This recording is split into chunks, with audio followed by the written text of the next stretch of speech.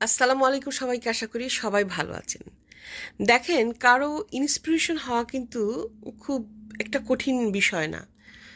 দেখবেন যে ঝড়ের কবলে একটা গাছ যখন শটান হয়ে দাঁড়িয়ে থাকে, তখন সেটা থেকেও আমরা ইন্সপিরেশন পেতে পারি যে এই ঝড়ের কবলে পড়েও আম, দোদুল্যমান গাছটা কিভাবে দাঁড়িয়ে আছে, পড়ে যায়নি, ঠিক আছে, নড়বড়ে হয়েও দাঁড়িয়ে আছে।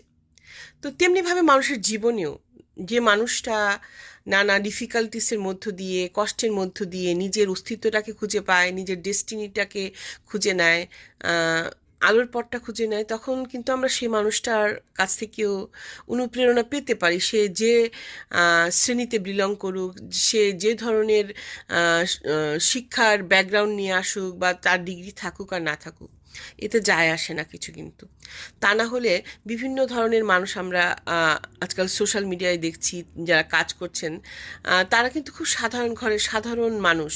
তাদের কাছ থেকেও কিন্তু, তাদের ভিডিও দেখেও কিন্তু আমরা অনেক সময় অনুপ্রাণিত হই, ইন্সপায়ার্ড হই, তাই না? তো এটার জন্য যেটা দরকার সেটা হচ্ছে আপনার ডিটারমিনেশন, মেন্টাল স্ট্রেংথ, আর যেটা সবচেয়ে জরুরি, হার্ড ওয়ার্কিং। তো ভালো থাকবেন, সুস্থ থাকবেন, আর ভেবে দেখবেন। আল্লাহ হাফেজ।